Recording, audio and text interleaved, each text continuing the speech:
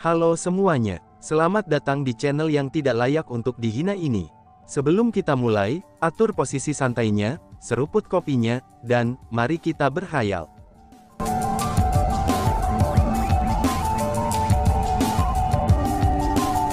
Melanjutkan cerita sebelumnya, ternyata orang-orang berpakaian hitam dengan tengkorak di punggungnya, mereka berasal dari kekuatan yang disebut Black Fiend.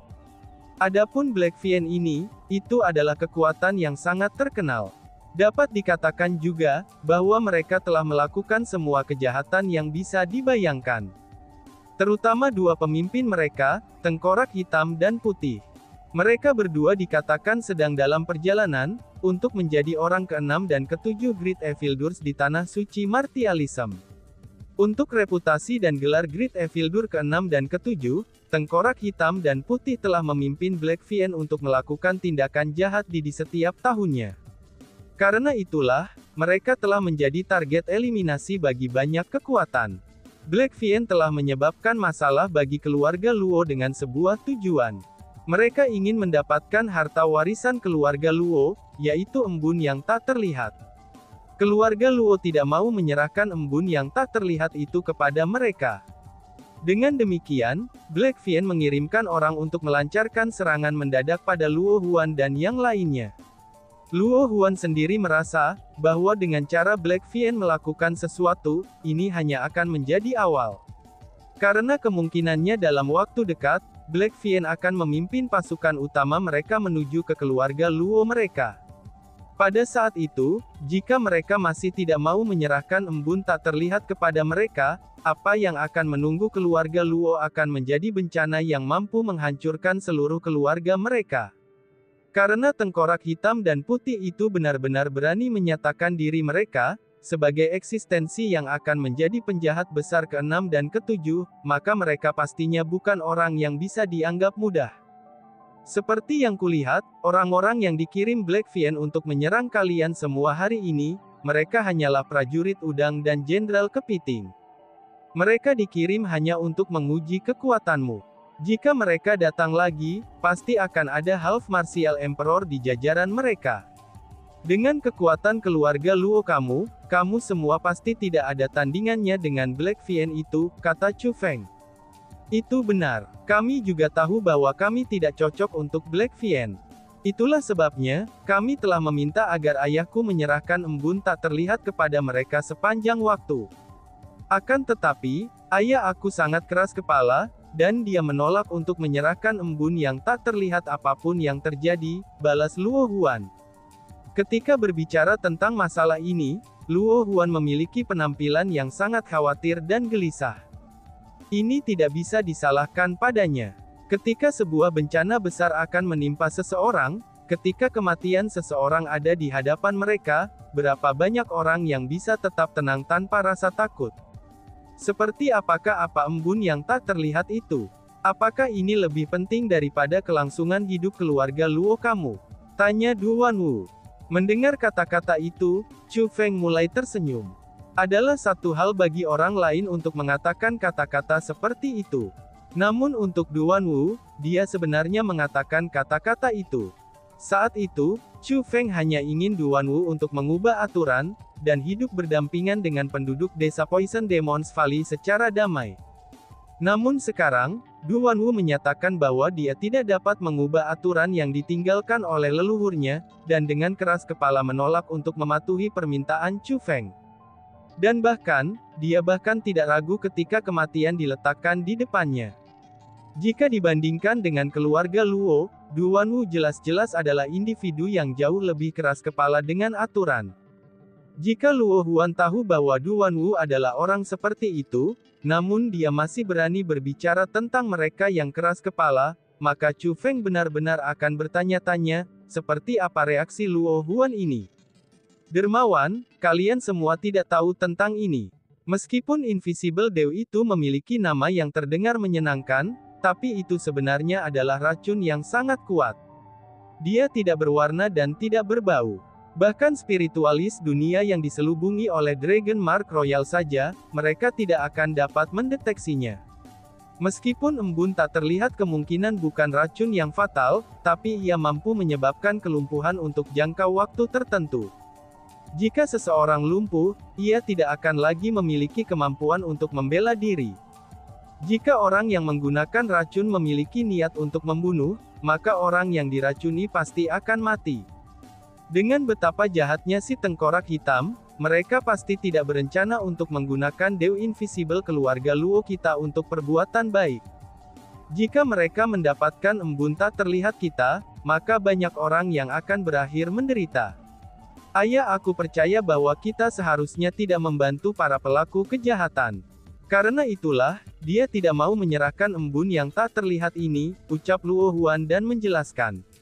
Oh, jadi begitu rupanya. Karena itu masalahnya, mengapa kalian semua tidak melarikan diri saja? Du Wanwu bertanya. Leluhur keluarga Luo kami meninggalkan aturan bahwa, keluarga Luo kami akan hidup dan mati dengan tempat ini. Dengan demikian, kita tidak akan melarikan diri, kata Luo Huan. Ketaatan pada ide-ide lama. Chu Feng segera mencibir. Dia merasa bahwa keluarga Luo benar-benar tidak cocok untuk hidup di dunia semacam ini. Benar sekali, apa yang kamu katakan itu sangat benar. Ayah, aku memang seseorang yang menganut gagasan lama. Tapi sayangnya, kami tidak dapat membujuknya, ucap Luo Huan dan tertawa getir. Dia tidak menyalahkan Chu Feng karena mengucapkan kata-kata itu. Namun sebaliknya, dia setuju dengan Chu Feng sepenuhnya. Aku ingin bertanya, bagaimana Black Vien mengetahui embun tak terlihat keluarga Luo kamu, yang merupakan harta warisan keluarga Luo kamu? Tanya Chu Feng.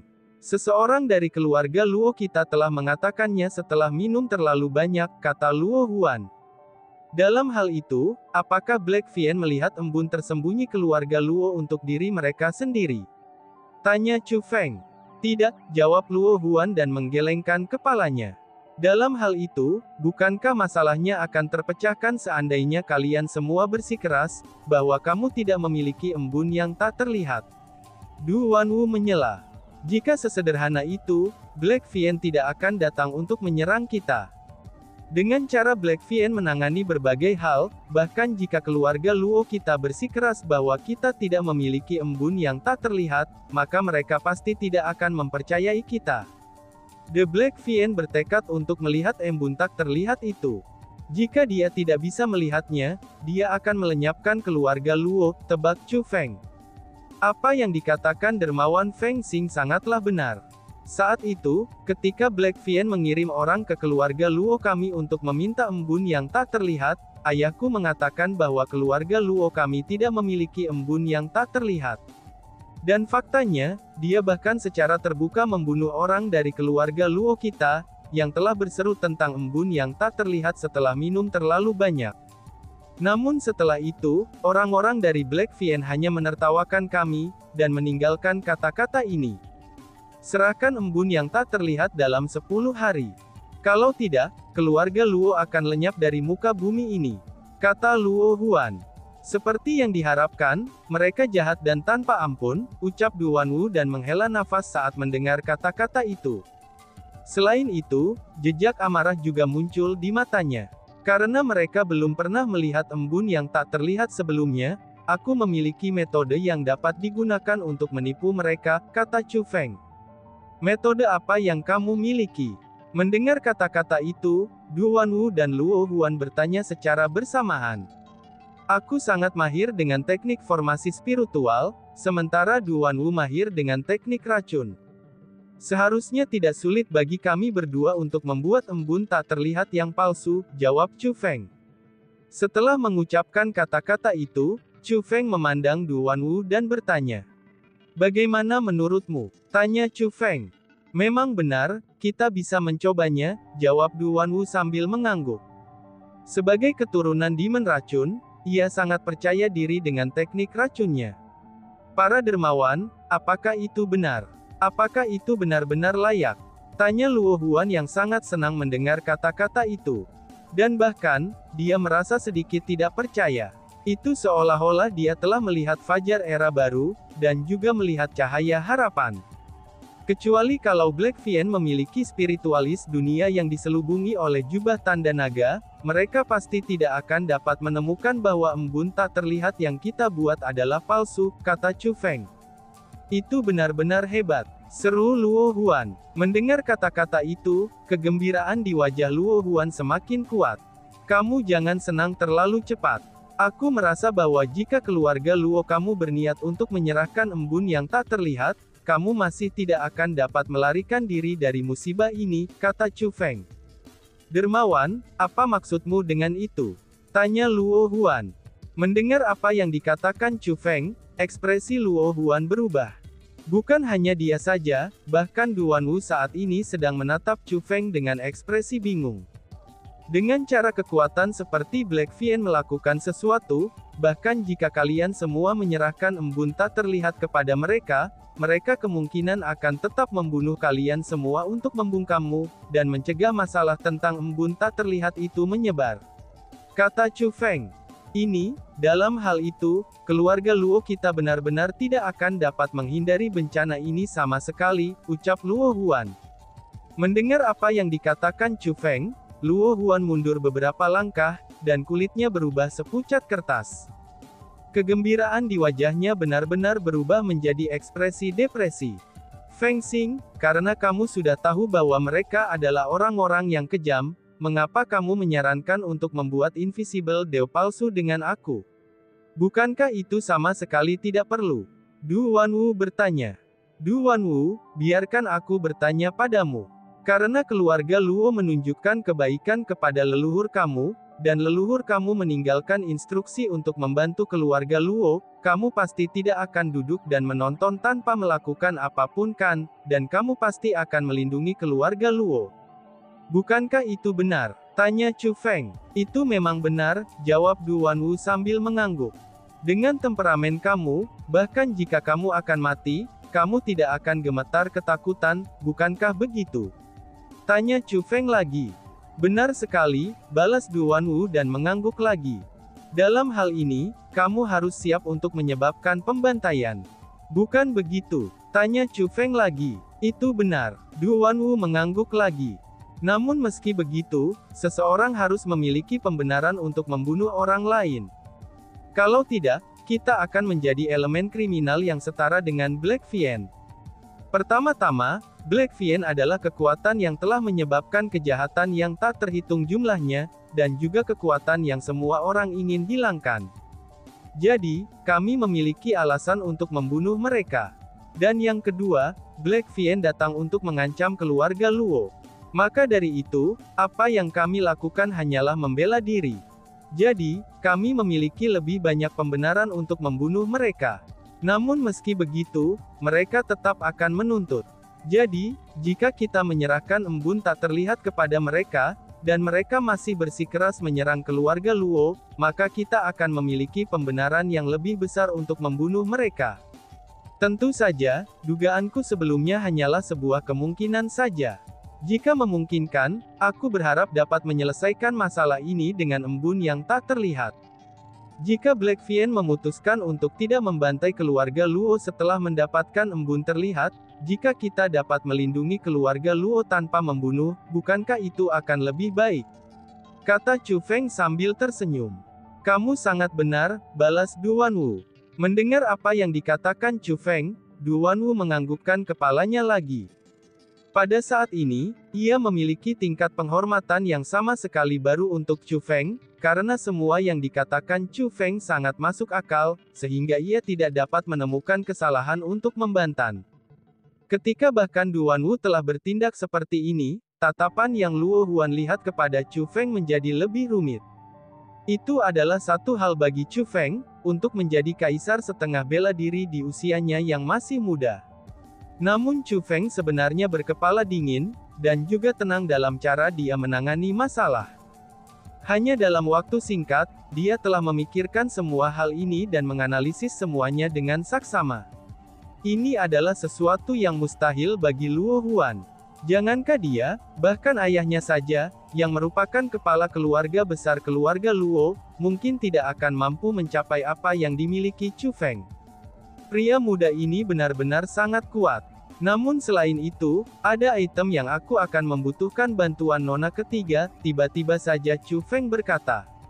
Dermawan, apa itu? Tolong jangan ragu dan katakan padaku, kata Luo Huan dengan lugas. Bisakah kamu pergi dan mengumpulkan beberapa tetes embun tak terlihat, sehingga kita berdua dapat menggunakannya sebagai referensi? Tanya Chu Feng. Itu benar, bahkan jika kita ingin membuat barang palsu, kita harus tetap membuatnya menyerupai aslinya. Jika kita bisa melihat seperti apa embun yang tak terlihat itu, maka akan lebih mudah bagi kita berdua untuk membuat yang palsu, kata Du Wanwu. Tidak masalah, aku akan pergi dan segera memberitahu ayahku tentang hal ini. Para dermawan, harap tunggu sebentar di sini. Aku akan segera kembali, balas Luo Huan yang tidak berani ragu, dan dia pun segera pergi. Alasan untuk itu adalah, karena dia tahu bahwa Chu Feng dan Du Wanwu akan dapat menyelamatkan keluarga Luo mereka. Dengan demikian, Luo Huan langsung tiba di kediaman ayahnya. Pada saat ini, bukan hanya ayahnya yang hadir di kediamannya, tapi ada juga beberapa orang lainnya. Ayahnya memiliki rambut putih dan sepasang alis seperti pedang dan tatapannya itu sangat mirip dengan tatapan kepala keluarga. Selain itu, kepala keluarga Luo juga merupakan individu terkuat di keluarga Luo. Dia adalah ahli di peringkat 2,5 marsial kaisar. Selain ayah Luo Huan, ada 4 orang lain di ruangan itu. 2 orang adalah orang tua yang memiliki kultivasi peringkat 1 kaisar setengah bela diri. Kedua orang ini adalah 2 paman Luo Huan. Di keluarga Luo, mereka adalah tetua yang memiliki status sangat tinggi. Selain itu, mereka bisa dikatakan hanya bawahan ayah Luo Huan dan di atas semua orang. Selain 3 kaisar setengah bela diri ini, ada juga 2 peringkat 9 raja bela diri. Satu berusia sekitar 50 tahun, dan yang lainnya berusia sekitar 100 tahun. Namun meski begitu, keduanya memiliki penampilan pria parubaya. Kedua orang ini adalah kakak tertua dan lelaki kedua Luo Huan. Karena faktanya bahwa Luo Huan sangat ingin memberitahu ayahnya tentang masalah keberadaan Chu Feng dan Du Wanwu, dia pun tidak menyapa mereka dan langsung memasuki ruangan tanpa mengetuk pintu. Luo Huan sangat senang melihat bahwa orang-orang terpenting dalam keluarga Luo sedang berkumpul di sini. Dengan segera, dia melangkah maju dan berkata, "Ayah, paman, kakak pertama, kakak kedua, keluarga Luo kita telah bertemu orang-orang yang mulia. Keluarga Luo kami akan diselamatkan," ucap Luo Huan. Berlutut di lantai, teriak seseorang. Namun sebelum Luo Huan bisa menyelesaikan apa yang ingin dia katakan, aura tak terbatas muncul tiba-tiba dan memaksa lututnya ke tanah. Aura yang kuat itu tidak hanya menyebabkan tanah yang dibuat oleh batu-batu khusus hancur, tetapi juga menyebabkan lutut Luo Huan berdarah. "Ayah, apa yang kamu lakukan?" tanya Luo Huan sambil memandang ayahnya dengan ekspresi bersalah. Dia tahu bahwa kekuatan penindas yang memaksanya untuk berlutut di tanah, itu adalah kekuatan ayahnya yang menindas. Namun meski begitu, dia tidak tahu mengapa ayahnya melakukan hal seperti itu. "Kamu benar-benar berani. Kamu benar-benar berkolusi dengan orang luar untuk membunuh orang-orang dari Black Vien. Kamu hanya mendorong keluarga Luo kami ke jalan menuju kehancuran. Tidak hanya itu saja, kamu bahkan benar-benar mengundang penjahat yang membunuh Black Vien ke keluarga Luo kita sebagai tamu. Apakah kamu ingin keluarga Luo kita segera dihilangkan oleh Black Vien?" Kepala keluarga Luo sambil menunjuk Luo Huan dengan jari yang menggigil, dan dia berbicara dengan kemarahan yang luar biasa. Mendengar kata-kata itu, kulit Luo Huan segera memerah. Dia menjadi marah, dan dia pun berkata, "Ayah, apa yang kamu katakan? Bukan kita yang membunuh orang-orang dari Black Vien. Namun sebaliknya, itu adalah orang-orang dari Black Vien yang membunuh kita. Jika bukan karena 2 dermawan itu, kamu tidak akan dapat melihat putri kamu lagi. Namun bagaimana mungkin kamu bisa mengatakan kata-kata seperti ini sekarang? Bagaimana mungkin kamu bisa mengatakan bahwa aku telah mendorong keluarga Luo kami ke jalan menuju kehancuran? Jika harus dikatakan, orang yang telah mendorong keluarga Luo kita ke jalan menuju kehancuran adalah kamu. Jika kamu menyerahkan embun tak terlihat itu, maka hal-hal ini tidak akan pernah terjadi. Teriak Luo Huan. Saudari ketiga, kamu tidak mengetahui hal ini. Untuk melestarikan keluarga Luo kami, ayah telah membuat resolusi tegas untuk menyerahkan embun tak terlihat. Namun sialnya, kalian semua telah membunuh orang-orang dari Black Vien. Dengan demikian, bahkan jika kita ingin menyerahkan embun yang tak terlihat, iblis hitam tidak akan melepaskan kita. Kamu benar-benar telah menyebabkan bencana besar, saudara laki-laki Luo Huan segera mengkritiknya. Cukup dengan kemong kosongmu itu. Saudari ketiga, cepat beritahu kami di mana ketiga orang itu. Kami akan pergi dan menangkap mereka, sehingga kami bisa mendorong semua kesalahan kepada mereka ketika orang-orang dari Black Vien muncul, kata saudara kedua Luo Huan. Itu akan menjadi yang terbaik, kakak laki-laki Luo Huan mengangguk. Kakak laki-laki, kakak kedua, apa yang kamu katakan? Mereka adalah orang-orang yang telah menyelamatkan hidupku. Bagaimana mungkin kamu bisa melakukan hal tercela semacam itu? Mendengar apa yang mereka katakan, Luo Huan menjadi sangat marah. Saudari ketiga, kami hanya melakukan ini karena kami memikirkan keluarga Luo kami. Pada akhirnya, mereka hanya orang luar. Demi kelanjutan keberadaan keluarga Luo kita, apa salahnya mengorbankan nyawa 3 orang luar? Apakah kamu seseorang dari keluarga Luo kami atau bukan? Kata kakak lelaki Luo Huan. Namun meaki begitu, seseorang harus berperilaku dengan integritas dan hati nurani. Lebih jauh lagi, ketiga orang itu, salah satunya hanyalah anak-anak, balas Luo Huan yang tidak mau menyerah. Kalian semua, tutup mulut kalian. Tepat pada saat ini, kepala keluarga Luo berbicara lagi. Dia mengambil napas dalam-dalam, dan kemudian berkata, Luo Huan, apa yang dikatakan kakak laki-laki pertama dan kakak laki-laki kedua kamu itu memang benar. Jika kamu masih orang dari keluarga Luo kami, pimpinlah mereka, ucap sang ayah. Ayah, kamu sama sekali tidak boleh melakukan itu.